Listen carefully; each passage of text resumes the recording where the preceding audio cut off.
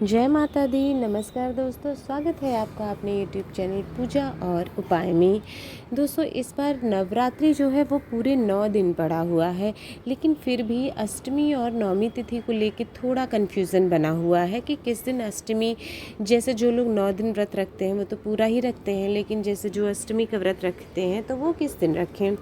तो दोस्तों, इस बार चतुर्थी तिथि जो होती है वो 2 दिन बढ़ गई। इसकी वजह से अष्टमी और नवमी में थोड़ा सा दिन का ऊपर नीचे हो गया है। तो अष्टमी का जो व्रत है वो रखा जाएगा 11 तारीख को, यानी कि शुक्रवार के दिन। ऐसा इसलिए किया जा रहा है क्योंकि अष्टमी जो गुरुवार के दिन कैलकुलेशन से तो लग रही है, लेकिन वो दोपहर में लग रही है। और जो व्रत है वो रखा जाता है उदया तिथि के अनुसार सुबह में जो रहता है। तो इसलिए जो लोग अष्टमी का केवल व्रत रखते हैं या ऐसे भी अष्टमी का पूजा पाठ करते हैं तो वो व्रत जो है वो 11 तारीख को रखा जाएगा, क्योंकि उदया तिथि में अष्टमी उसी दिन मिल रही है। और उसके बाद 12 बजे से लगभग जो है नवमी तिथि शुरू हो जाएगी शुक्रवार को, तो वो अगले दिन तक रहेगी। ये हो गया अष्टमी का व्रत आपको कब रखना है। अब कन्या किस दिन खिलाएं, तो आपको कन्या भी 11 तारीख को ही खिलानी है। जो लोग अष्टमी को खिलाते हैं वो भी, और जो लोग नवमी को खिलाते हैं वो भी 11 तारीख को ही कन्या खिला सकते हैं। एक ही दिन कन्या खिला सकते हैं। हाँ, अगर आप चाहें तो 12 तारीख को भी खिला सकते हैं, लेकिन सुबह 10 बजे से पहले, 10 साढ़े 10 बजे से पहले, क्योंकि उसके बाद जो है वो दशमी तिथि शुरू हो जाएगी, ठीक है, 12 तारीख को। तो इसलिए जो है आप कन्या पूजन 11 को कर लें तो बहुत अच्छा है, और व्रत का पारण वगैरह जो भी आपको करना है। और उसके बाद अगले दिन जो है आप नहीं तो 10 बजे के पहले आपको करना पड़ेगा। तो इस तरह से आपको अष्टमी का जो पूजन करेंगे, कलश स्थापना आपने करी हुई है, अगर नवमी का अंतिम दिन जो भी आप पूजन करते हैं वो आपको जो फूल माला है वो प्रतिदिन बदलते रहना चाहिए। इस प्रकार से आपको करना है, और इस तरह से फूल माला और माता को टीका सिंदूर आदि अर्पित करते रहना है। इसके बाद आपको क्या करना है, देखिए, इस दिन आप पूजा पाठ विधिवत करें, मंत्र उच्चारण करें। अब क्या करते हैं, कन्या इस दिन खिलाएं, कन्या नहीं मिलती हैं तो क्या करें आप, क्या तो आपको जितनी कन्या मिलती है, 3 मिल जाती है, 5 मिल जाती है, उतनी कन्या आप खिला सकते हैं। और 9 कन्याओं के बराबर जो दान होता है, जो आपका सामर्थ्य है वो दान कर दीजिए। अगर आपको कन्या ना मिल पाए तो फिर आप क्या करें, तो जो 9 कन्याओं के बराबर सामग्री आप देना चाहते हैं, जितना मतलब आपने सोच रखा है कि 9 कन्याओं के बराबर हम इतना खाद्य पदार्थ और इतना दान करेंगे, तो वो आप जो है खाने का सामान आप मंदिर में भी दे सकते हैं। कहीं कहीं कन्याएं खिलाई जाती हैं, वहाँ पे दे सकते हैं। नहीं तो मंदिर में आप पैसे दान कर सकते हैं। गौ माता को आप खिला सकते हैं, गाय अगर मिल जाती है तो सबसे अच्छा गौ माता को खिला दें, नहीं तो आप फिर मंदिर में भी दान दे सकते हैं, कन्याओं को खिला सकते हैं। तो ये तो हो गया कन्या पूजन। कन्या मिलती हैं अच्छा है, नहीं मिल पाती हैं तो इस तरह से आप कर सकते हैं कन्या पूजन, क्योंकि आजकल थोड़ा मुश्किल हो जाता है कन्याओं का मिल पाना। ये हो गया।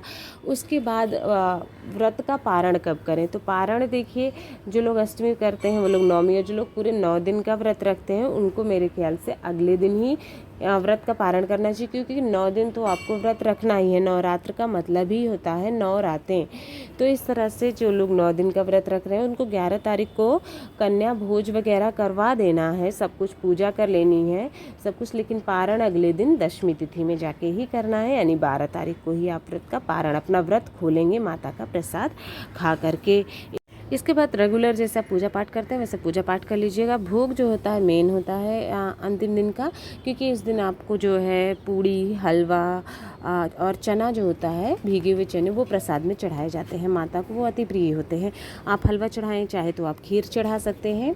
और चना को फ्राई करना होता है, उसमें लहसुन और प्याज नहीं डालना चाहिए, सिर्फ जीरा से आप तड़का दे सकते हैं, घी में या तिल के तेल में।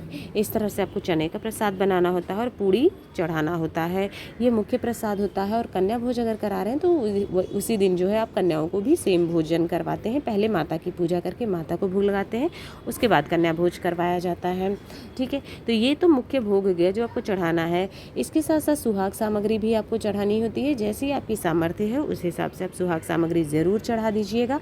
बाद में वो सुहाग सामग्री कुछ आप अपने पास रख लीजिए, मतलब जैसे 2 चूड़ियाँ अपने हाथ में डाल दीजिए, 2-2 चूड़ियाँ दोनों हाथ में, और सिंदूर अपने लिए चढ़ा दीजिए। बाकी कुछ चीज़ें आप जो है मंदिर में या किसी सुहागन स्त्री को दान भी कर सकते हैं। ज़रूरी नहीं है सब कुछ खुद रखें, ठीक है, लेकिन हाँ कुछ न कुछ चीज़ अपने लिए माता के प्रसाद के रूप में ज़रूर रखिएगा। वो आपकी सामर्थ्य है, आप साड़ी भी दान कर सकती हैं किसी और को, और सुहाग सामग्री अपनी सामर्थ्य के अनुसार। प्रभोग प्रसाद आदि चढ़ाने के बाद आपको विधिवत माता की जैसे डेली आप उनकी कथा करते हैं और पाठ करते हैं, वो पाठ करने के बाद आरती करनी है। सभी सदस्यों को पूरे घर में माता की आरती दिखानी है, कपूर से आरती कर लेनी है, ठीक है। और इसके बाद जो आपने नारियल चढ़ा रखा है, नारियल क्या होता है, सबका अलग अलग मान्यता है। कई जगह पर उसे विसर्जित कर दिया जाता है, पर ज़्यादातर जगहों पर उसे प्रसाद रूप में खा लिया जाता है। तो आप जिस दिन कन्या भोज कराएंगे, यानी जिस दिन अंतिम पूजा करेंगे, अंतिम दिन की, उस दिन आप नारियल को उठा लें, उसे किसी पुरुष सदस्य के द्वारा अगर है तो उससे फोड़वा लीजिए और प्रसाद के रूप में कन्याओं को उसे आप भोजन में दे देना है। प्रसाद रूप में घर के सभी सदस्यों में उसे प्रसाद रूप में ग्रहण कर लेना है। तो इस तरह से आप अंतिम दिन की पूजा जो है पूर्ण करेंगे। और हाँ, छोटी सी हवन ज़रूर कर लीजिएगा। आपको सभी देवताओं का नाम लेना है और हवन करते हुए, और जो आपने भोग चढ़ाया है वो हवन में ज़रूर डाल दीजिएगा। इससे क्या होता है कि आप जो देवता होते हैं उनको भोग सामग्री तुरंत जो है मिल जाती है।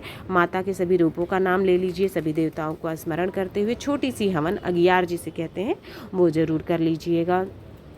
इस तरह से अंतिम दिन की पूजा आपकी समाप्त होती है। वीडियो पसंद आया हो तो वीडियो को लाइक, शेयर और सब्सक्राइब ज़रूर करें।